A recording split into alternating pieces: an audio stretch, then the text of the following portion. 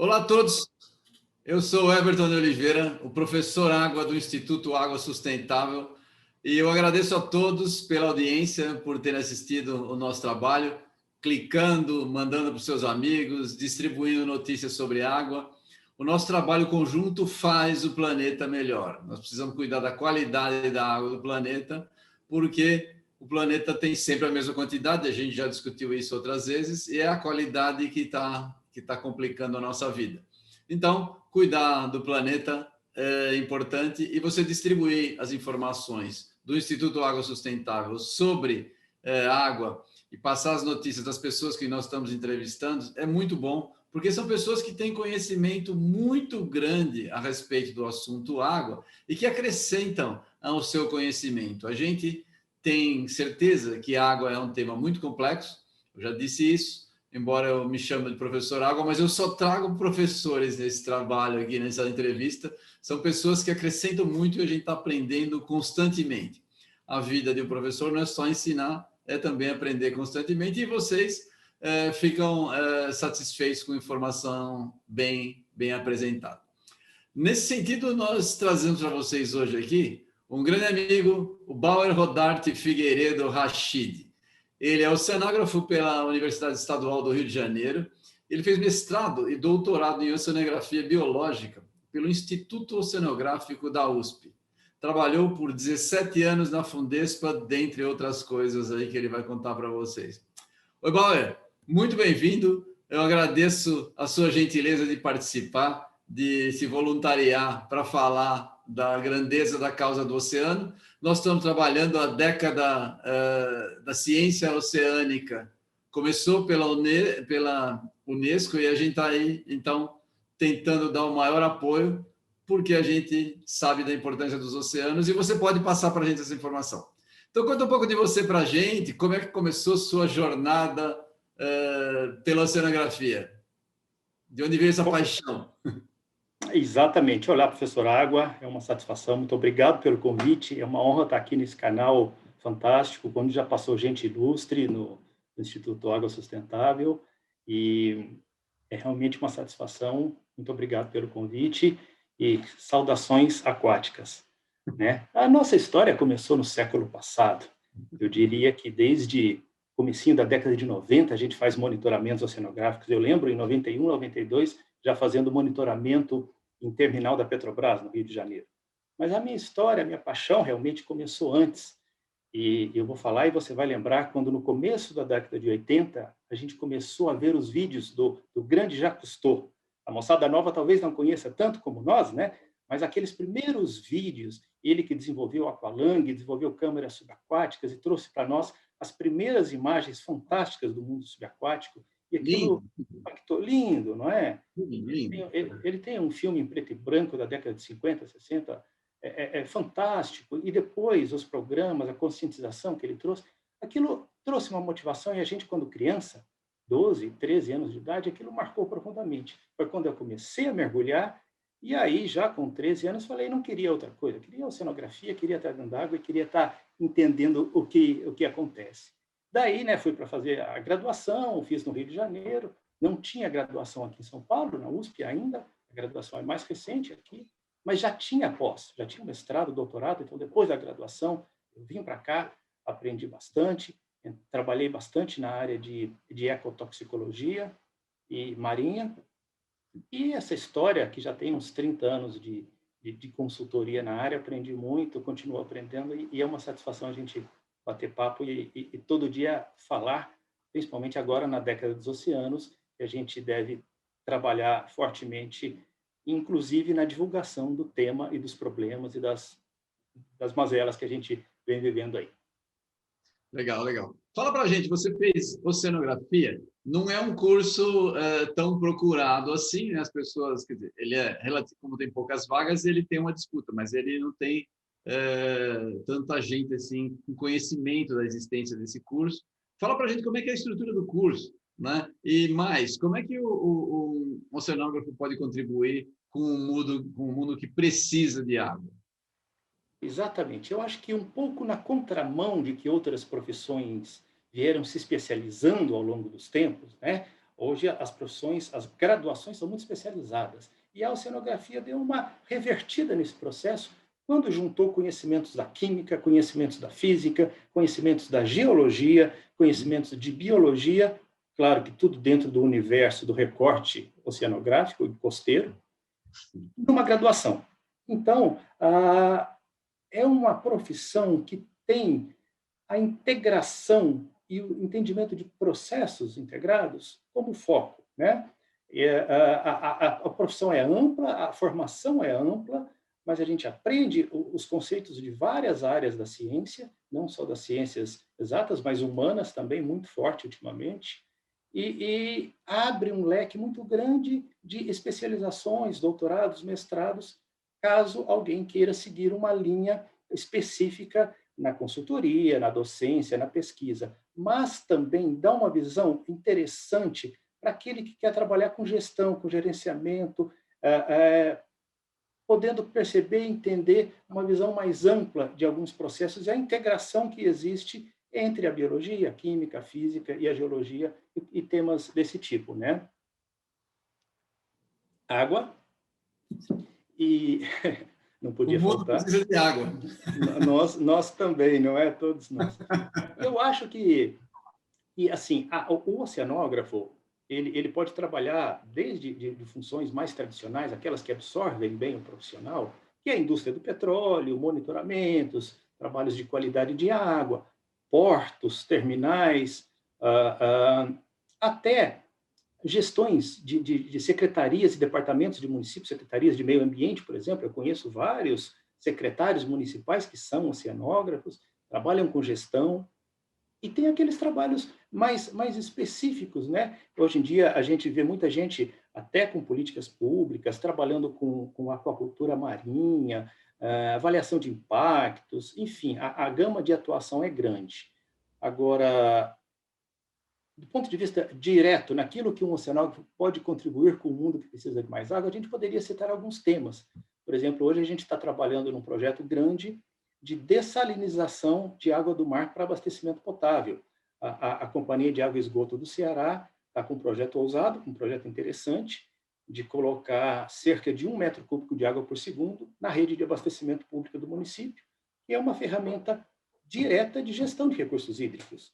Afinal, não é só 1 metro cúbico inserido por segundo na distribuição, mas é 1 metro cúbico que pode gerenciar, no caso da região metropolitana de Fortaleza, por exemplo, daquela água captada lá no semiárido, de quem já não tem água, e traz para a região metropolitana. Então, é uma vazão extra de gerenciamento. Então, é um trabalho que tem oceanógrafos envolvidos na captação, no emissário de dispersão da pluma do concentrado que está sendo lançado no mar, na avaliação de impactos, qualidade de água, enfim. Outra área também que está crescendo bastante, que não deixa de ser uma forma direta e objetiva do oceanógrafo contribuir com a gestão de recursos hídricos, é as usinas eólicas offshore, né? Os aerogeradores offshore estão crescendo no mundo inteiro, no Mar do Norte.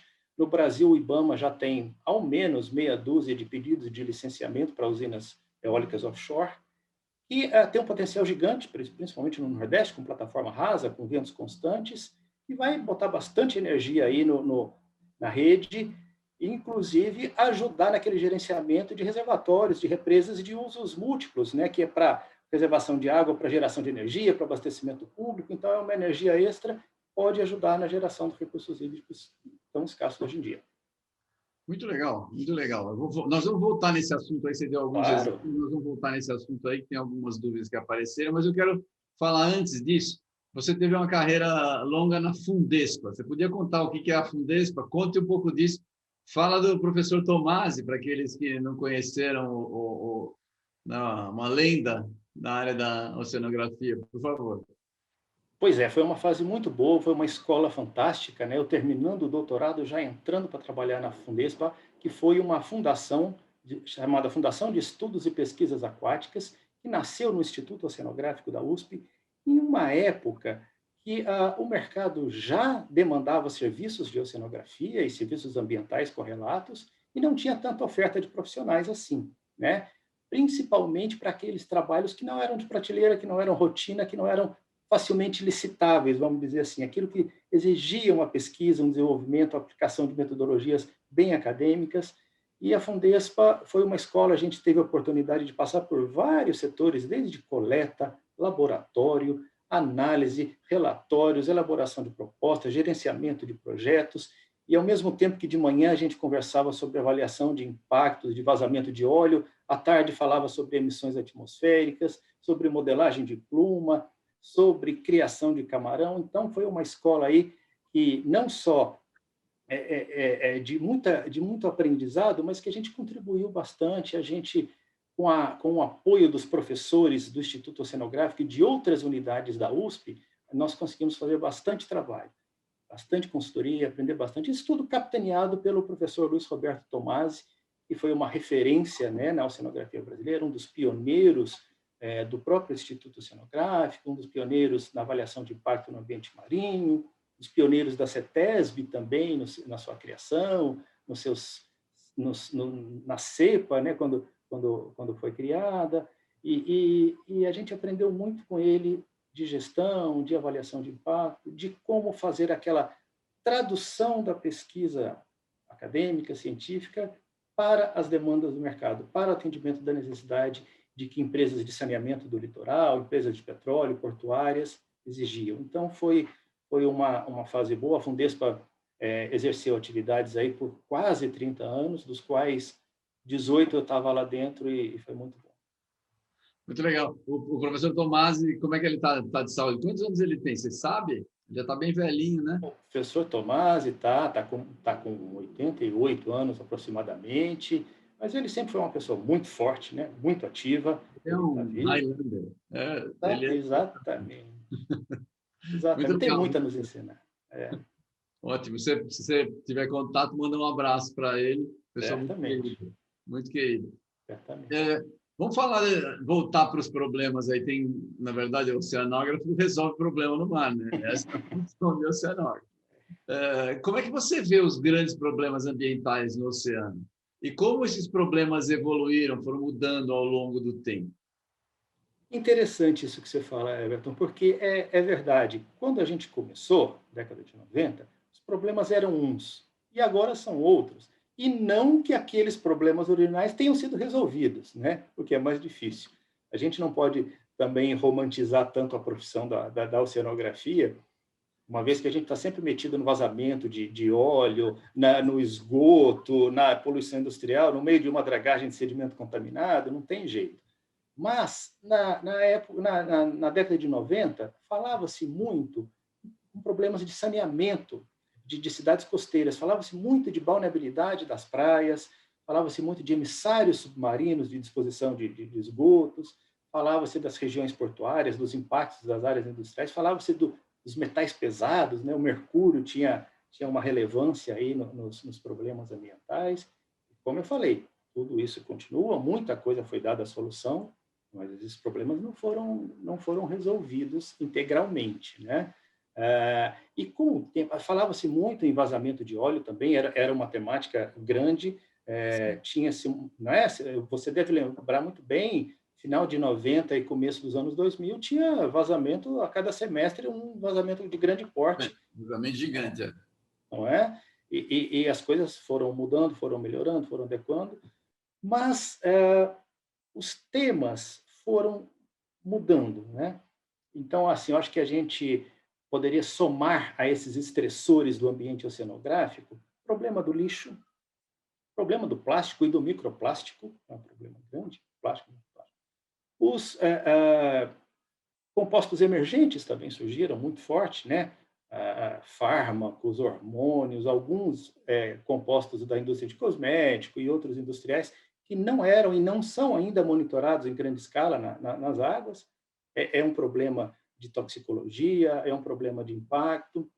A gente também tem erosão costeira, a gente também tem hoje a ocupação inadequada da zona costeira, que é um problema grave, mas eu acho que entre aquilo de mais impacto, de maior gravidade que a gente vê hoje, sem dúvida, são as mudanças climáticas, não é? E todas as suas consequências ligadas à elevação do nível do mar, impactos sobre corais, acidificação, zonas mortas sem oxigênio, erosão costeira, aumento de furacões, ressacas, aquela função ecológica dos oceanos, de equilíbrio térmico do planeta e uma série de consequências extremamente graves.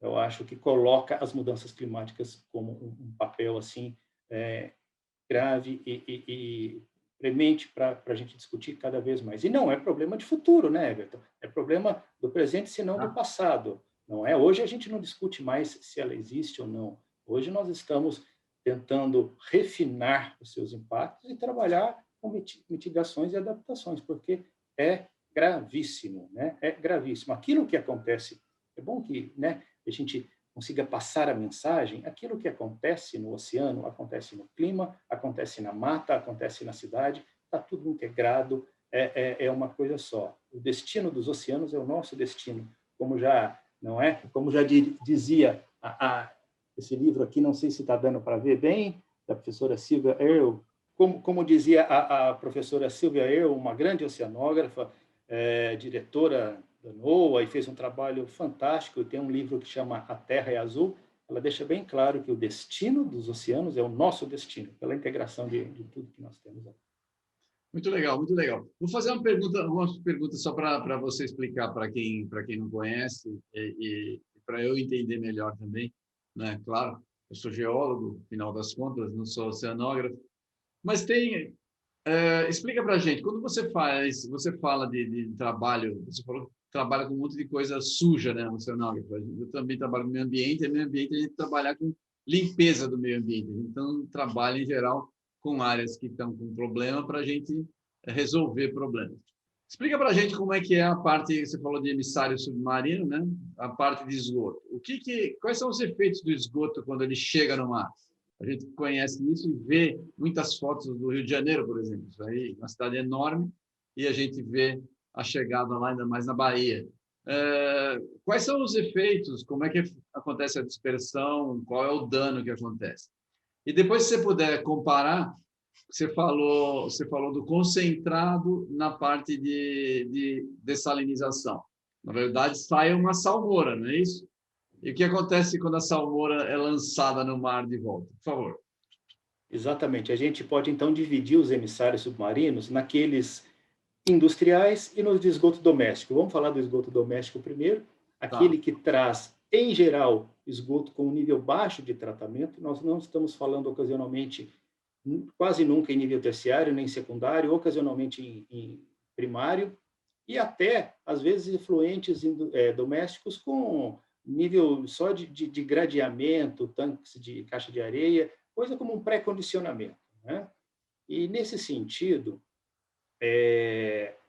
esse efluente que é lançado por emissário submarino, caso o emissário não seja bem projetado, ele pode ter uma eficiência muito baixa na dispersão, lançando um efluente com alta concentração de matéria orgânica, sem contar nesses compostos emergentes que a gente acabou de falar, fármacos, hormônios, produtos industriais inseridos em produtos de beleza, em higiene pessoal, além de outros compostos, podendo causar impacto. Então, quais seriam as áreas de atuação que nós poderíamos contribuir?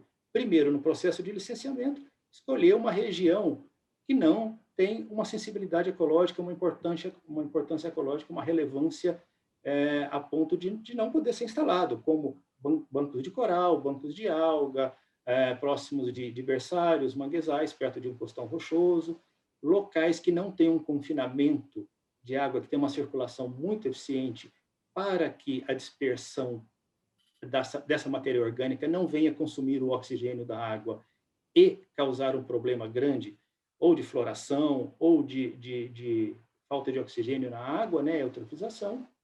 Então, a dispersão tem que ser eficiente. A distância, o emissário submarino, ele é fechado na ponta. O trecho final dele tem uma série de perfurações, que são os difusores. E esses difusores, eles devem ser otimizados e planejados e projetados para que o entranhamento com a água do mar e a dispersão e a diluição seja muito eficiente, de forma a não voltar para a praia, para não termos problemas de doenças com veiculação de patógenos hídrica, né?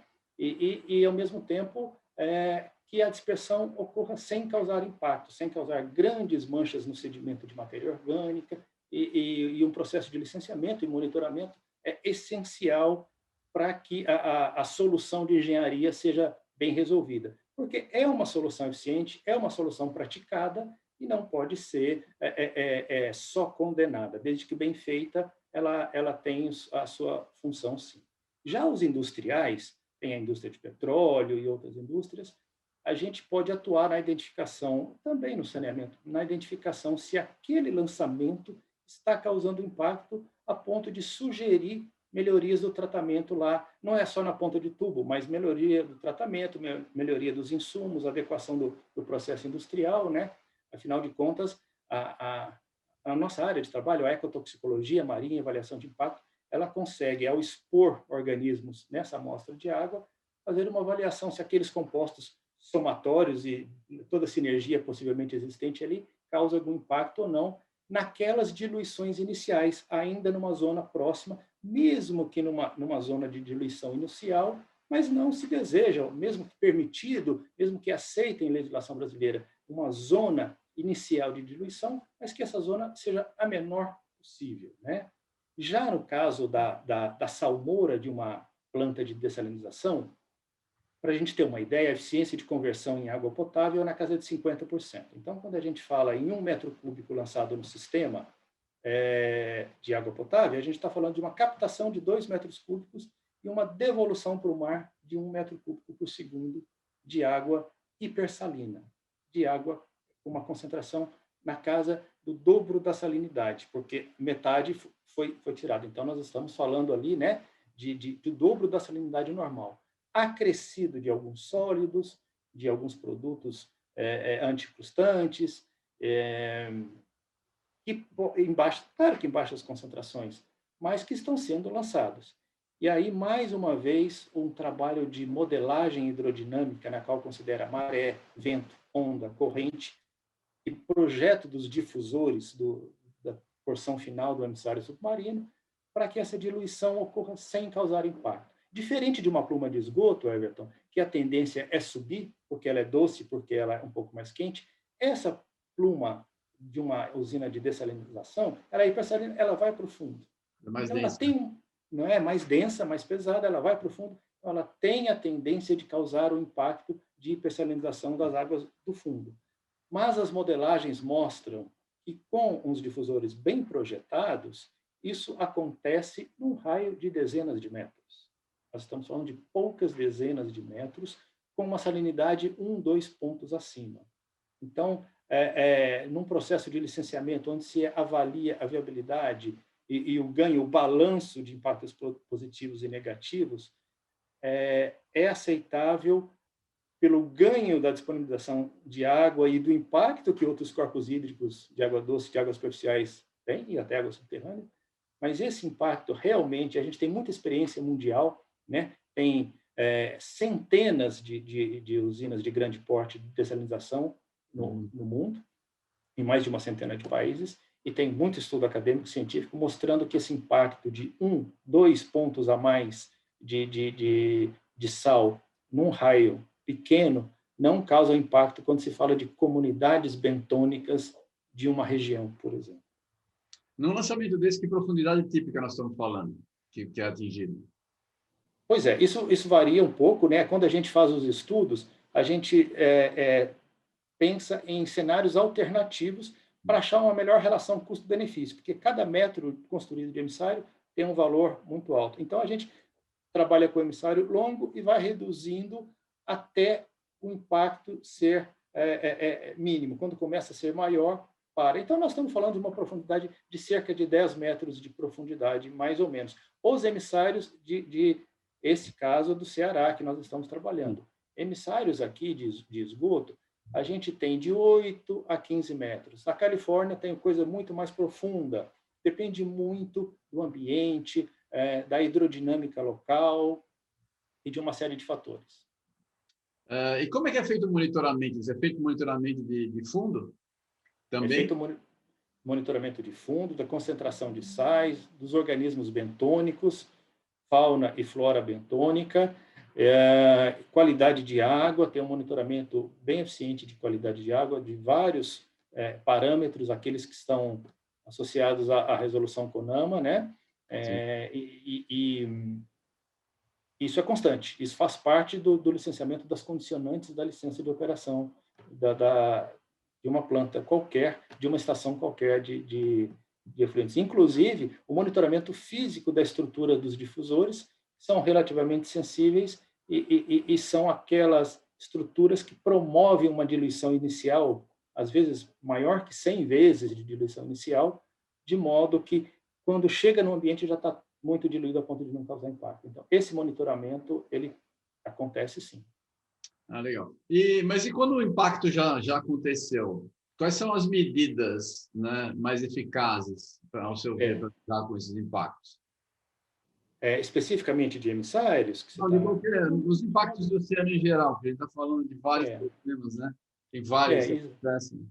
Exatamente. Quando se trata de indústria, é um pouco mais fácil trabalhar, porque se trabalha no processo, se trabalha na produção, na melhoria da estação, na melhoria do sistema, na forma de lançamento. Hoje, o reuso industrial é uma ferramenta importantíssima nisso.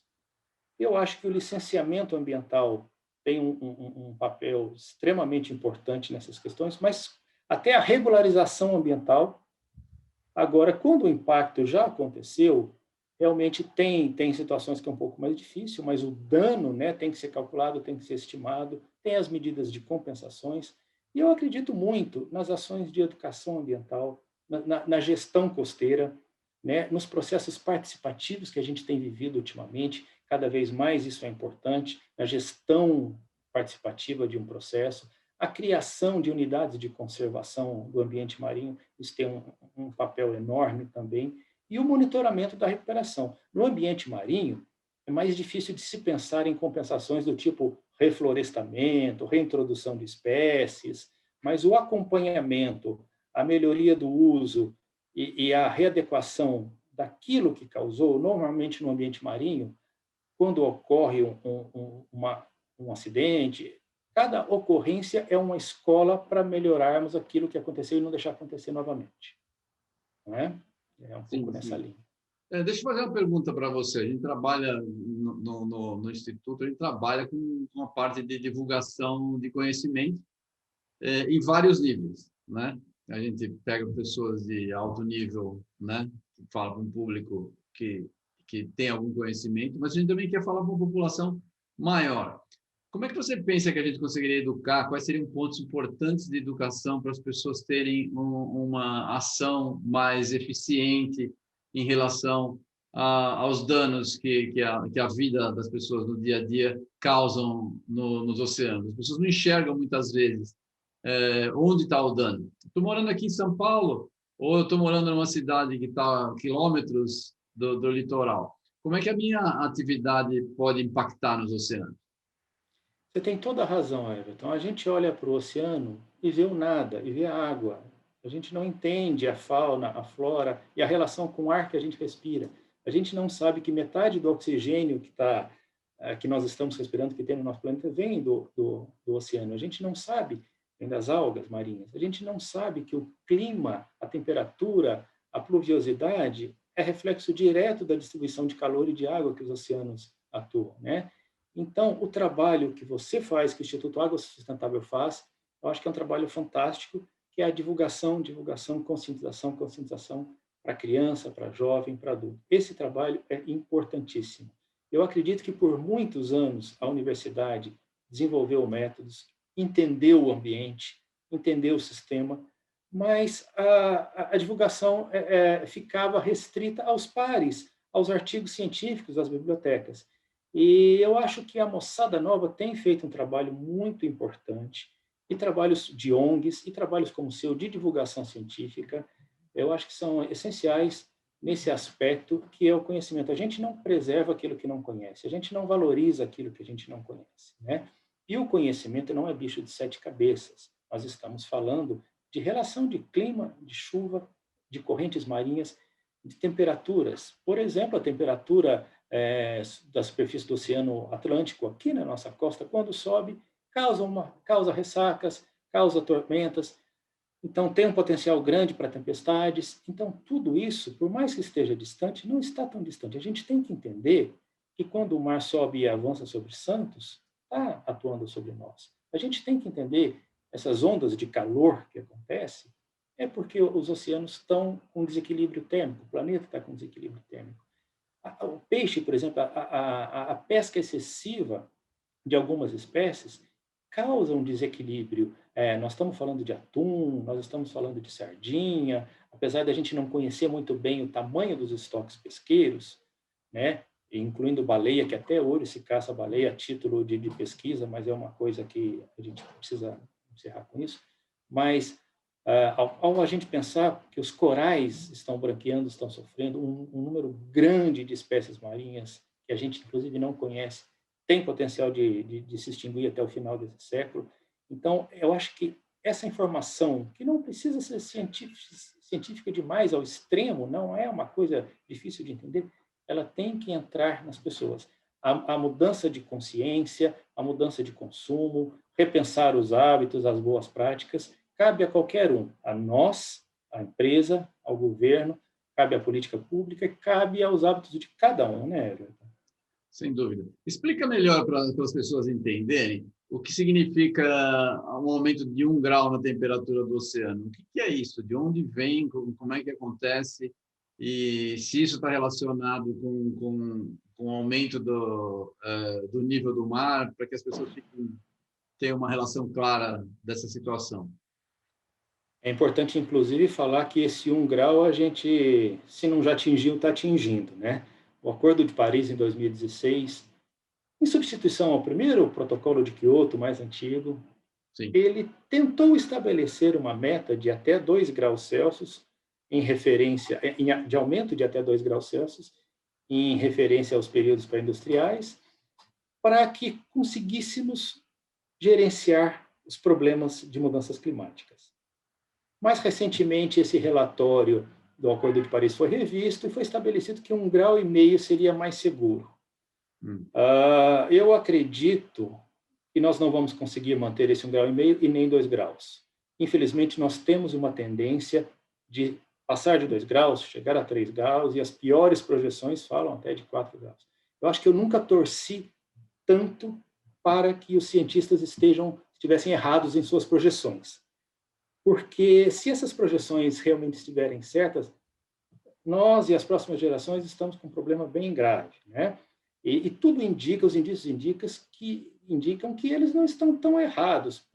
Pode ser que precisam refinar os quantitativos, refinar os efeitos, mas a tendência que a gente vê é uma elevação em função da emissão de CO2 e dos gases de efeito estufa, que pode causar uma série de problemas. A gente fala muito em elevação do nível do mar, mas isso é um dos problemas. Se a gente for listar aqui, a gente faria um outro programa, Everton, só para falar de mudanças climáticas, falando das pragas, não é? Falando da quebra de safra, falando das ondas de calor, falando das tempestades, das ressacas vindo cada vez mais para a zona costeira, do aumento de furacões, da erosão costeira, do sofrimento, principalmente de países mais pobres, mais asiáticos, das doenças de mosquitos, de chuvas, de alagamento, de uma série de coisas, né? Então, se a gente restringir aqui a elevação do nível do mar, isso já acontece, isso está acontecendo não só pelo derretimento de geleiras, mas pelo aquecimento próprio da água do mar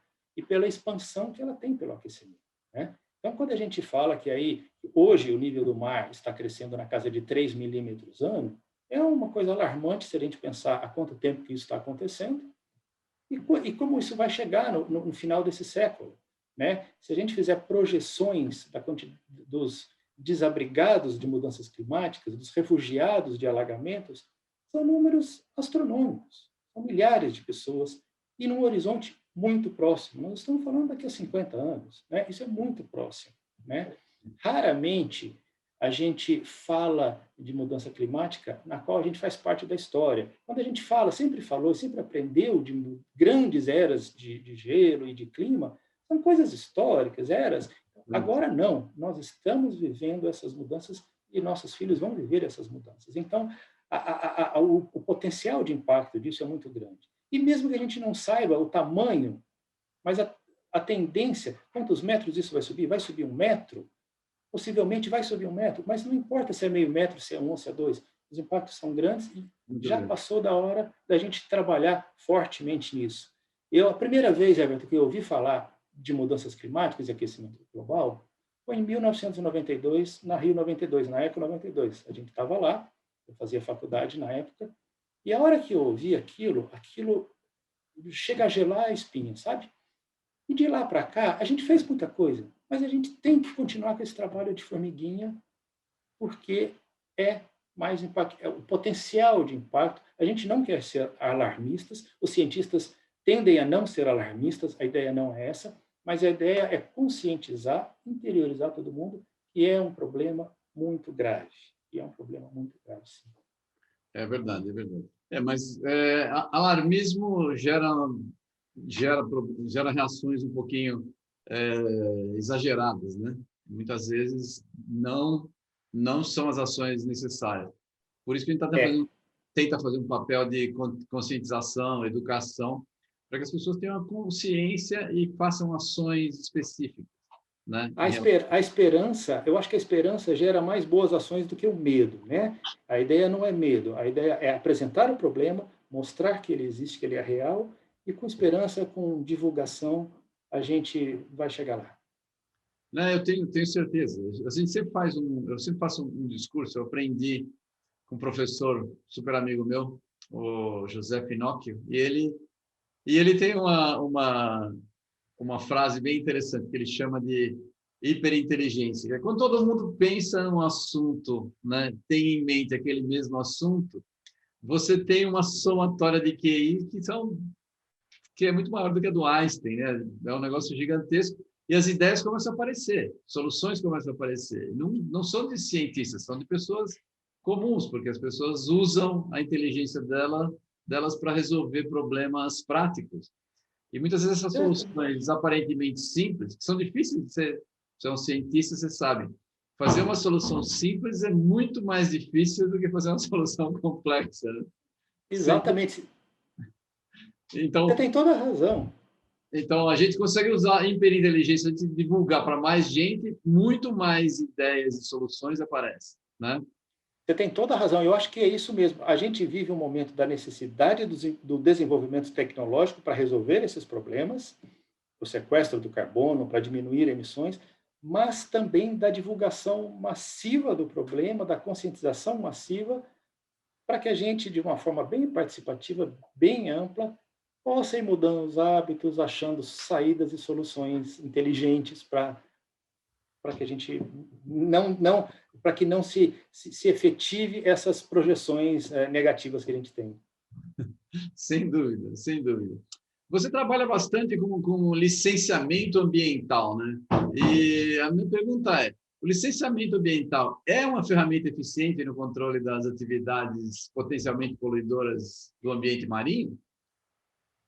Interessante a pergunta. Tem gente que acha que sim, tem gente que acha que não. Eu acho que efetivamente sim. O licenciamento é uma ferramenta eficiente. O processo de licenciamento ele é eficiente.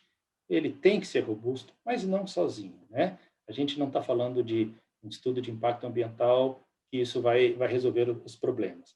A gente tem que considerar também as avaliações de impactos cumulativos. A gente tem que considerar avaliações ambientais estratégicas. E a gente tem que considerar que o monitoramento ele precisa ser sempre modernizado, ele não pode parar, ser estanque, ele tem que estar sempre atualizando, com Sim. cuidado de não ferir, né? Com cuidado de não ferir o princípio do retrocesso, que isso é muito importante, né? E também o conceito de que o licenciamento não é uma ferramenta para viabilizar empreendimentos. Ele é uma ferramenta para avaliar se aquelas medidas de mitigação, se as soluções de engenharia, se as compensações tornam socioambientalmente viáveis aquele empreendimento naquele local diante das condições que o mundo está hoje naquele ambiente, né? Lembrando que o licenciamento ele não é o fim de um processo, Ele é realmente o começo de um processo. Tem todo o monitoramento, planos, programas que vão garantir que aquele projeto, que aquele empreendimento seja sustentável e minimize seus impactos. Não é verdade? Eu tenho uma dúvida, assim, mas você acha que isso tem funcionado na prática? Ah, eu acho que há casos e casos. Eu vejo empreendimentos portuários melhorando muito sua gestão. Na verdade, hoje em dia, a gente tem uma questão que o licenciamento, ele não é só um licenciamento ambiental, ele é socioambiental, né? E a gente vê tanto marketing verde, exigência de mercado, mas eu acho que o empreendedor ele tem que ser além. O licenciamento sozinho ele não resolve os problemas. O empreendedor hoje tem que ir além disso. Ele tem que ter práticas de sustentabilidade e gestão ambiental integrada inserida no seu processo. Né? O valor da gestão ambiental tem que ser igual à gestão dos ativos, igual ao processo produtivo, tem que ter esse mesmo peso, tem que olhar para uma série de programas e de auxílios de educação ambiental, e a hora que isso for empreendedor, sim, a gente tem uma série de empresas com como é que eu diria, um comportamento, uma postura ambiental muito proativa, muito eficiente. A gente vê redução de impactos, a gente vê melhoria de processos. Então, o licenciamento ele tem um potencial de aprimorar processos de gestão, de melhorar processos de mitigação, e de trazer o empreendimento para uma voz participativa daquela comunidade diretamente impactada, de modo a tornar mais eficiente. Eu já vi grandes empreendimentos sendo barrados pela voz da comunidade, pela participação, não é? A gente vê também muito processo indo e voltando para soluções de engenharia adequadas para melhorar um processo, uma emissão, um resíduo. Então, se a gente for pensar, o mundo pratica licenciamento ambiental e com um monitoramento eficiente, eu acho que a gente é uma ferramenta efetiva, eficiente, sim. E uma pergunta assim, você acha que só traz custo para a empresa ou traz ganho também, essa preocupação, esse cuidado, seguindo as linhas do licenciamento? Porque no licenciamento, no final, você faz linhas de ação, você vai seguir o que você mesmo se propôs ali, né? E que foi licenciado. Eu acho que os órgãos ambientais têm se capacitado sempre e para mim é claro o ganho, não é custo. Esse investimento que pode parecer custo de curto prazo, de médio e longo prazo, é óbvio que é ganho. Nós estamos falando de exaurir recursos naturais, nós estamos falando de reciclagem, nós estamos falando de uso inadequado do solo. Então, lançamentos de efluentes, emissões atmosféricas, tudo isso, quando o empreendimento atende, não porque quer cumprir um licenciamento, mas porque ele entende que isso é uma prática importante para o planeta, importante para o oceano, importante para nós todos, e não romantizando de novo a questão, mas trazendo para a prática, né, para a nossa qualidade de vida atual e futura, é um processo, sim, que está no caminho, tem que ser melhorado, é eficiente, e esse custo deve ser entendido, interiorizado como um custo do processo, é um custo do empreendimento dele, né? E o mercado exige isso e vai exigir cada vez mais. As empresas que estão trabalhando na linha sustentável, você vê nas bolsas internacionais, elas estão entre as com mais lucratividade, mais resultados, não é uma situação adversa para a empresa. Ou seja, ESG é o que está contando, né? exatamente, Financeiramente, inclusive. exatamente. E as empresas estão tendo retorno em relação a isso, ou seja, tem funcionado. Ser ambientalmente sustentável é bom para os negócios. Essa é a verdade. Exatamente, exatamente. Você que é um estudioso do assunto, você acompanha vários desafios tecnológicos. Como é que você vê o futuro dos oceanos no que se refere a esses desafios tecnológicos e de gestão? A gente está tendo um avanço tecnológico fantástico em todas as áreas. Como é que isso se reflete nos oceanos, nessa década da ciência oceânica que nós temos pela frente? Eu acho que o futuro, que a gente tem muito desafio, realmente, muito desafio, e se a gente não entrar forte de cabeça, seriamente, para encarar esses desafios, sem negá-los, o negócio vai ficar feio para a gente. Então, a gente não quer isso, ninguém quer isso, né? Então, o futuro aí nos reserva muito trabalho, dedicação, tecnologia. Tecnologia, sim. Nós podemos falar de satélite, de big data, de inteligência artificial, de sensores, de equipamentos, de software de modelagens ecológicas, hidrodinâmicas. Enfim, tem uma série de adequações e demandas técnicas, científicas, mas há também um processo muito importante que é a divulgação, que é a participação da sociedade nas políticas públicas, que é o papel de cada um, de cada empresário, o papel do governo e o papel nosso no dia a dia, da gente entender que o problema existe e que o futuro estável no clima, estável na nossa qualidade de vida, depende das ações de boas práticas e de sustentabilidade, de mudança de hábito, de repensar num crescimento econômico a qualquer custo, e uma série de ações aí que fazem parte desse futuro que eu vejo, né? Da participação mais massiva do conhecimento, da interiorização, da postura ambiental, que não deve ser uma linha isolada, ela deve ser transversal em todas as áreas. O ambiental não é uma caixinha em separado, né? E esse é um desafio, Ailton. E nós todos, a gente tem que tirar esse rótulo de ambientalista de alguns. Às vezes me chamam, não é? Me chamam de, você é ambientalista, você é oceanógrafo? Sim, mas todo mundo hoje tem o dever de também ser ambientalista. Eu acho que esse é um desafio. A hora que a gente chega... E tem uma moçada nova, boa, trabalhando nisso. Eu acho que essa geração nova tem um potencial enorme. E trabalhos como o que você faz, eu acho que é essencial para garantir uma estabilidade no futuro. Agradeço, agradeço. Fala para a gente, nós estamos chegando no final aqui, o tempo passa rápido, né? Conversa boa. É o seguinte, a gente está entrando, então, nessa década da ciência oceânica, né? Você pode falar um pouco do que você espera, quais são os trabalhos, o que pode ser atingido nessa década da ciência oceânica e fazer suas considerações finais, por favor.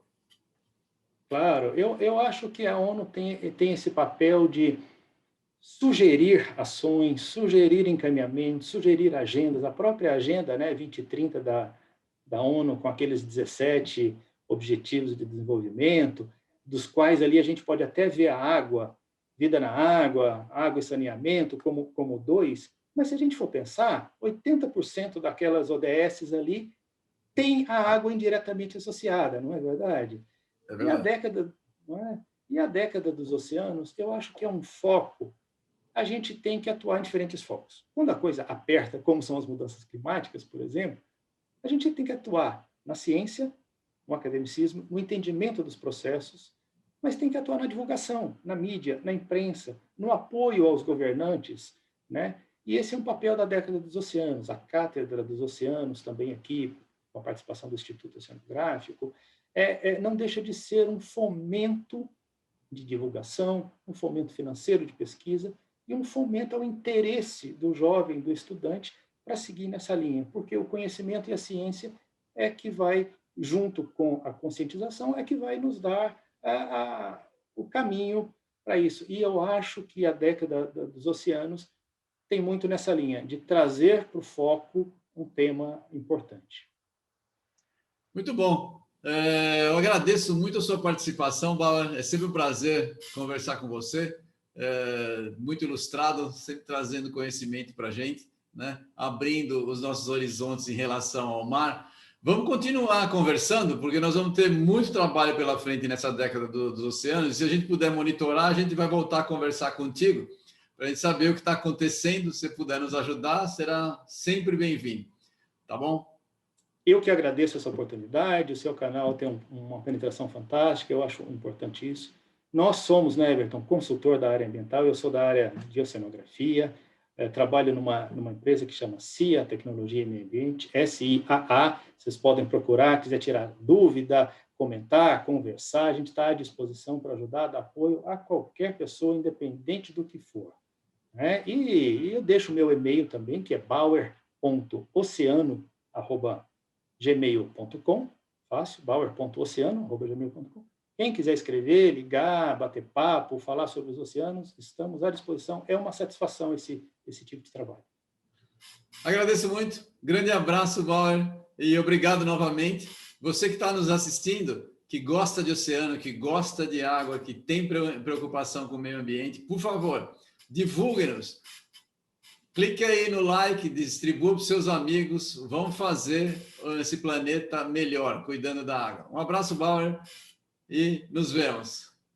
Um abraço.